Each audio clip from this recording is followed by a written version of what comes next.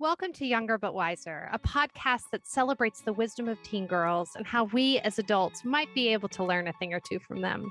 We'll talk about everything from perfectionism and failure to radical self-acceptance. We'll dive into what these young women are nervous about losing as they get older, the superpowers they have, and what they already deeply understand about themselves and the world around them. These women embody the wisdom that we've had since the beginning. I'm your host, Ripley Rader, fashion designer, CEO, and founder of Camp Rocky Road, a leadership camp for girls. I am on a mission to support our next generation of young women with unapologetic, grounded self-esteem. This podcast is intended for everyone, but particularly parents and daughters. And my hope is that you'll listen together, and who knows, maybe it'll even generate some interesting conversations beyond how was your day at school. Every week, I'll sit down with a fantastic young woman, talk about topics ranging from self-care to the comparison game, jump into our know-it-all segment where I ask the girls questions and hold space for honest, vulnerable answers, and then close the podcast with the toolbox, a challenge to turn the talk into action. This podcast is our opportunity to bridge the generations, an opportunity for us to talk and actually hear each other, whether you're 14 or you're 40. Join me as we get to know an army of women not afraid to stand out. Okay, so before we jump in, how old are you and what grade are you in? Okay, so I am freshly 15 and I will be going into my sophomore year. I am 17 years old and I'm a junior in high school. I am 16 and I'm a rising senior this year. I'm 15 years old. I am in 9th grade for 3 more days, and then I'm going into my sophomore year. I'm 16 years old and I'm in 10th grade. I'm 17 and I'm currently going into senior year. I'm 16 and I'm in 11th grade. I am 18 and I just graduated high school last Saturday. What is radical self-acceptance to you? I think that radical self-acceptance is really the ability to look at yourself and be comfortable with who you are, and also be comfortable with knowing that who you are needs to change and will change.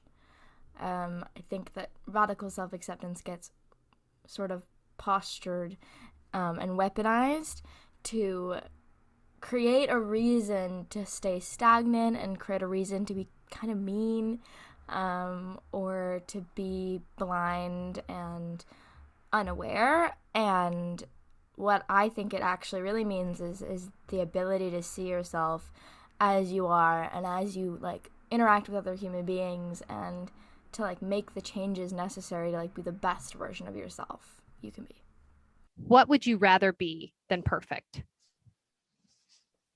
Happy. Yeah, I think that's the biggest one. And impactful.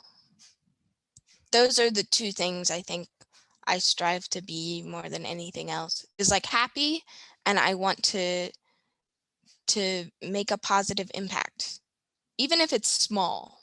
What have been the most powerful boundaries you've set for yourself at this point in your life as a form of self-care?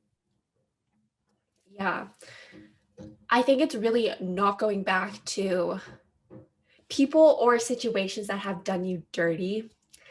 I just, wherever your energy is not prioritized, just don't go back to there. And I think that's a great boundary for yourself. But also, I think an important boundary is setting boundaries with your parents as well. And I think a lot of times, I've noticed girls or just teenagers have a difficult time being hey, mom, I just need some space alone, based on the reaction their parents will give them, or their ability to give that boundary. And I think boundaries with parents is where it starts, but also with friends too. Like I said, just protecting your energy. I've always thought about how the words kind and nice get thrown around together a lot. What do you think is the difference between nice and kind? Being nice is societal politeness. making sure the other person doesn't think you're being mean or being anything but like polite, good to them. But being kind is actually having compassion for the other person or the situation or whatever you find yourself in. Well, you can't talk about art without talking about failure, and that's the topic we chose today. You can't talk about life without talking about failure. It's where all the good stuff lives. Let's dive in. Why is failure important?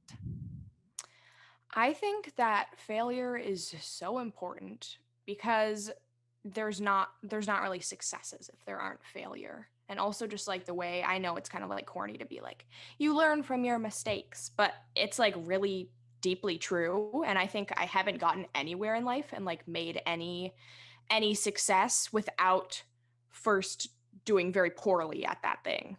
So now we are going to jump into my favorite portion, the know-it-all segment. Okay, are you ready? I don't know if I am. You're born ready. Born ready. Okay, I'm born ready. Okay. What is your superpower at this stage in your life? I think my superpower is being vulnerable with people. I'm very open to people, and I think sometimes I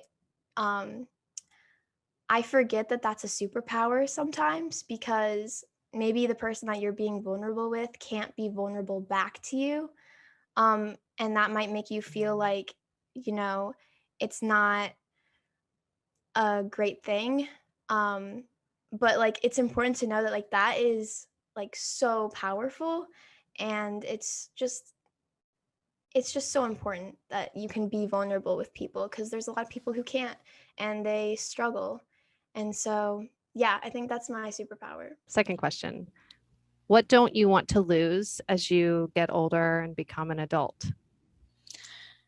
I definitely don't want to lose my sense of style. I've definitely like seen throughout the years, like, I had a very hardcore basketball phase, and I've been transitioning out of that, and I've liked my style much more now. But I think I also don't want to lose my motivation and perseverance. I have a lot of drive that I really like, and it's taken me to good places. What do you understand that adults don't think you do? It is no secret that my generation is looked at as lazy and entitled. And I completely understand how hard you have to work to get to where you want to be. I know that quote, when life gives you lemons, it typically is used for you're given a negative situation, make it a positive. But I really see it more as you're given something to work with, so you've got to work with it. If you have ever made lemonade from lemons, it's a lot of work. One lemon is only like a sip of lemonade, so you have to work so hard to get a full liter. So I just think remembering or knowing that if I want to open my own business one day, if I want to have my wedding dress line, or be a good mom one day, you have to work so hard to get there and be successful. And I'm willing to do that. And I think there are a lot more kids my age or teenagers my age willing to do that than older generations realize.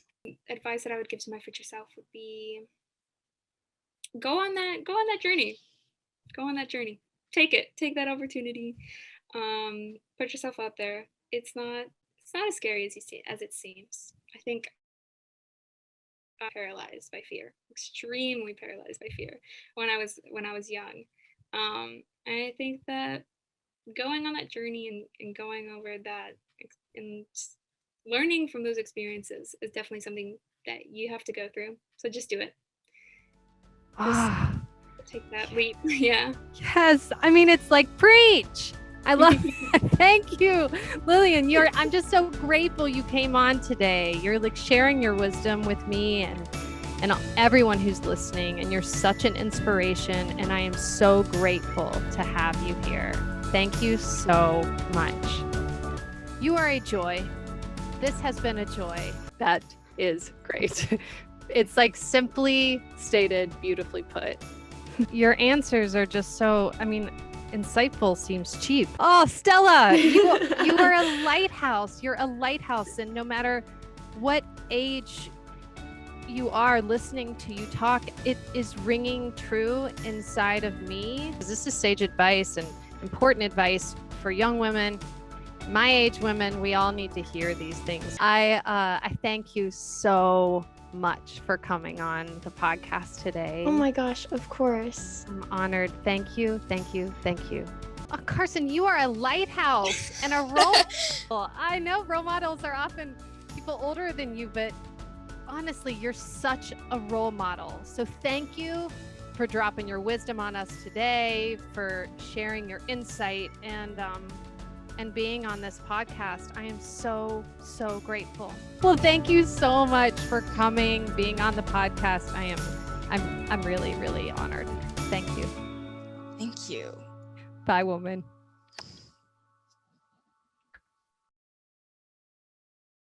And I just have to say, I love all the clothes behind you.